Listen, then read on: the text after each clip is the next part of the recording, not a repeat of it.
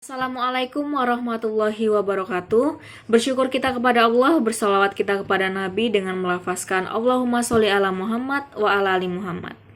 Saya Tania Mawarti, mahasiswa Prodi Bimbingan Konseling Islam Fakultas Dakwah dan Komunikasi, kelas BKI 3A, dengan nomor induk mahasiswa 1204 0226 670.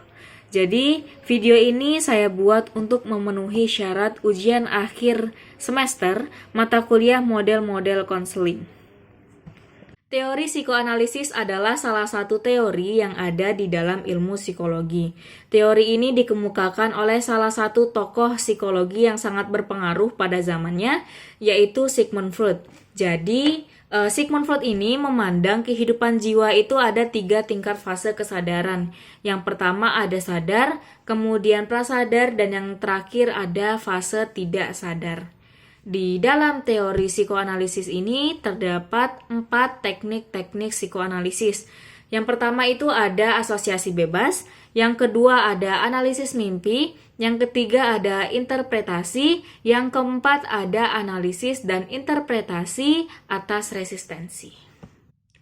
Neo-Freudianisme adalah salah satu pendekatan psikoanalitik yang berasal dari Sigmund Freud, tetapi dia memperluas teorinya ke arah aspek sosial dan budaya. Teorinya ke arah sosial dan budaya, psikoanalisis di atas biologis. Salah satu murid Sigmund Freud yaitu Adler memutuskan untuk memisahkan diri dari Freud karena beberapa alasan. Yang pertama, karena Freud memandang kehidupan yang sehat adalah kemampuan untuk mencintai dan berkarya, sedangkan menurut Adler, masalah hidup itu selalu bersifat sosial. Yang kedua, Sigmund Freud memandang kepribadian itu sebagai proses biologik mekanistik, sedangkan menurut Adler, kepribadian termasuk pelopor ego kreatif.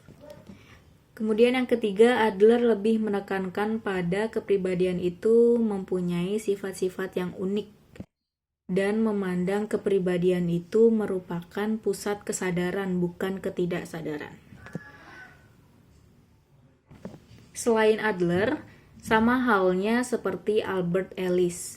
Albert Ellis memutuskan untuk memisahkan diri dari neo-freudianisme ini karena teori yang dikemukakan oleh Sigmund Freud ini tidak mendalam dan merupakan suatu bentuk pemulihan yang tidak saintifik. Maka Albert Ellis juga memutuskan untuk memisahkan diri dari Sigmund Freud. Teknik yang pertama itu asosiasi bebas. Jadi, di dalam teknik asosiasi bebas ini, klien diminta untuk menjernihkan pikirannya dari kehidupan-kehidupan sehari-hari sehingga ia mampu mudah mengungkapkan pengalaman-pengalaman dan kejadian yang terjadi di masa lalunya. Yang kedua ada analisis mimpi. Jadi, teknik analisis mimpi ini mengupayakan klien untuk menceritakan kejadian-kejadian. Yang kedua ada teknik analisis mimpi. Jadi, Yang kedua ada teknik analisis mimpi. Jadi, teknik analisis mimpi ini mengupayakan klien untuk menceritakan apa saja kejadian-kejadian yang terjadi di dalam mimpinya sehingga konselor dapat menganalisis mimpi-mimpi dari klien tersebut. Kemudian yang ketiga ada interpretasi. Jadi, interpretasi ini adalah mengungkapkan apa saja yang terkandung dari yang dikatakan oleh klien tadi, baik melalui analisis mimpi, asosiasi bebas, transferensi maupun resistensi. Kemudian yang berikutnya adalah resistensi. Jadi resistensi ini adalah penolakan yang ditujukan kepada klien untuk menjadi alasan. Kemudian berikutnya ada analisis resistensi. Jadi analisis resistensi ini adalah penolakan yang ditujukan untuk Kemudian yang selanjutnya ada analisis resistensi. Jadi analisis resistensi ini adalah penolakan yang ditujukan untuk menyadarkan klien atas alasan-alasan dari penolakannya. Yang selanjutnya adalah keterkaitan antara model konseling behavior therapy dengan eksperimen yang dilakukan oleh Pavlov tentang classical conditioning. Eksperimen yang dilakukan oleh Pavlov mengenai classical conditioning ini adalah eksperimen yang dilakukan dengan menggunakan anjing percobaan, di mana perancang asli dengan stimulus di mana perangsang asli dan stimulus dipasangkan terus-menerus secara berulang-ulang sehingga memunculkan reaksi yang diinginkan. Classical conditioning yang dilakukan oleh Pavlov ini merupakan eksperimen yang dilakukan dengan menggunakan anjing sebagai bahan percobaan, di mana perangsang asli dengan perangsang stimulus bersyarat dipasangkan secara berulang-ulang sehingga memunculkan reaksi yang diinginkan. Sementara dalam behavioral ini merupakan teknik yang berlandaskan kepada tingkah laku individu yang bertujuan untuk mempermudah konseli dalam menganalisa tingkah laku untuk dapat dipelajari dan dipecahkan bagaimana permasalahannya. Kemudian selanjutnya adalah konsep dasar dari model konseling rasional emotif terapi. Jadi pada dasarnya manusia itu memiliki kecenderungan untuk berpikir secara rasional dan irasional. Pada saat manusia berpikir secara rasional, dia akan berpikir secara efektif, bahagia, dan kompeten. Sedangkan sebaliknya, ketika manusia berpikir secara irasional, maka individu tersebut menjadi tidak efektif. Reaksi emosional seseorang itu bisa terjadi karena beberapa faktor. Yang pertama adalah sebab dari evaluasi, interpretasi, dan filosofi yang disadari maupun tidak disadari. Hambatan dari psikologis atau emosional ini adalah akibat dari cara berpikir manusia yang tidak rasional atau irasional.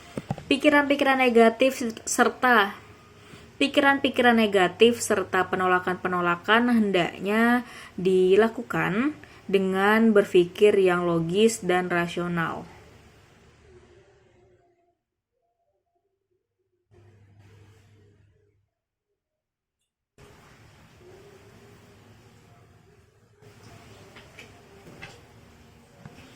Kemudian selanjutnya adalah perbedaan dari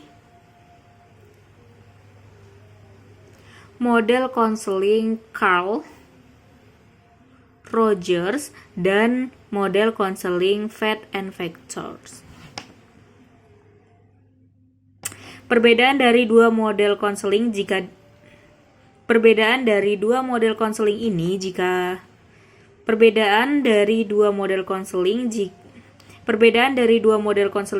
jika dilihat dari konselor dan kliennya adalah perbedaan dari dua model konseling ini jika dilihat dari hubungan antara konseli dan konselornya. Yang pertama, model konseling Carl Roger ini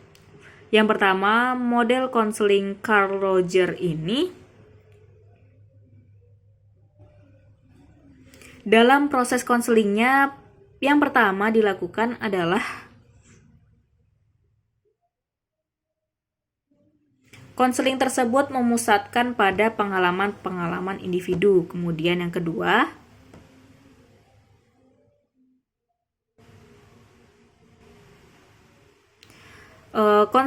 proses konseling mengupayakan bagaimana konseli dapat merasa aman sehingga mampu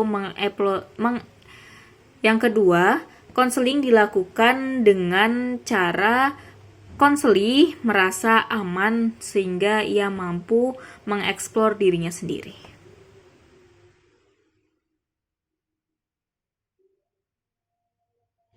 Kemudian yang ketiga dalam proses konseling model Carl Rogers ini, konselor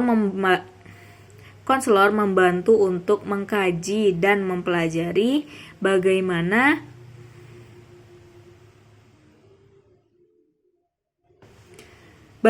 memadukan antara pengalaman yang sudah dieksplor oleh konselinya ini dan dipadukan dengan konsep diri. Kemudian yang keempat dalam proses konseling Carl Rogers ini adalah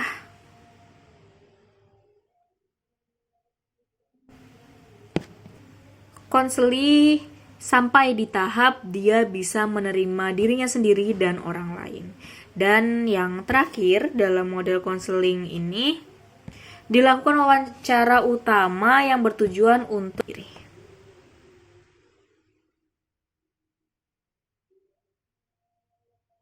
Kemudian yang ketiga dalam proses konseling model Carl Rogers ini, konselor membantu untuk mengkaji dan mempelajari bagaimana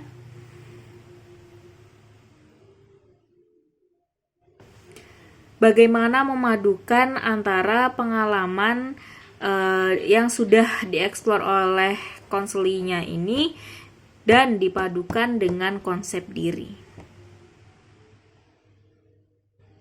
Kemudian yang keempat dalam proses konseling Carl Rogers ini adalah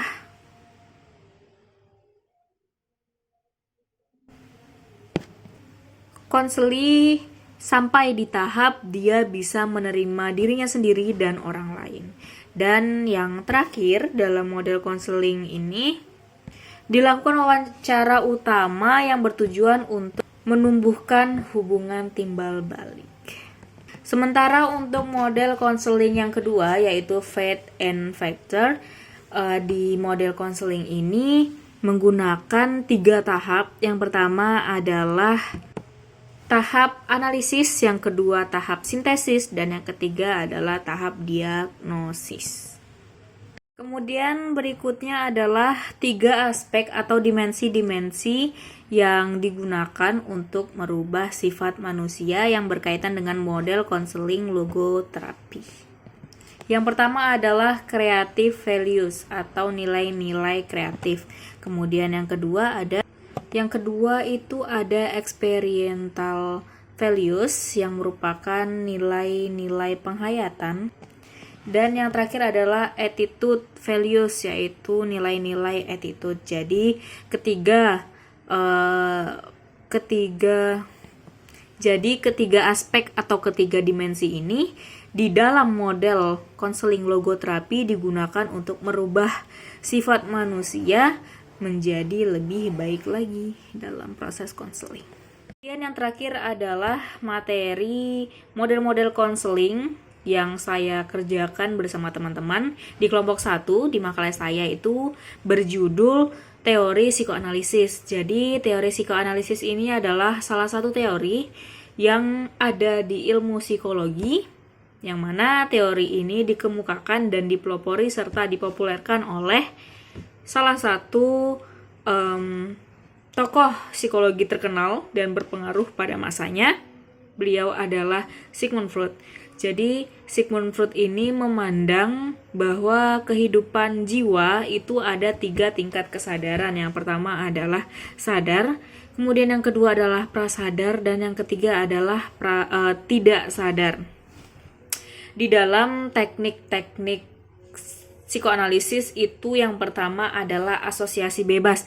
Jadi asosiasi bebas ini memaksa atau meminta konseli untuk sedikit melupakan kegiatan-kegiatan atau kejadian di sehari-harinya sehingga ia mampu untuk mengingat kembali kejadian-kejadian di masa lalunya. Kemudian yang kedua adalah analisis mimpi, yang ketiga adalah interpretasi, yang keempat adalah analisis dan interpretasi atas resistensi.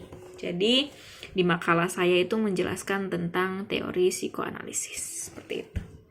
Kaitan antara dua teori ini, teori behavioral dan eksperimen yang dilakukan Pavlov, bisa dilihat dari eksperimen yang dilakukan Pavlov itu sendiri. Yang mana behavioral itu mencakup pembiasan klasik, koneksionisme, Thomdik, dan pengkondisian operan. Dalam karya tulisnya, Pavlov menulis bahwa refleks yang dikondisikan itu berpengaruh kepada psikologi behavior. Hal ini berkaitan dengan klasikal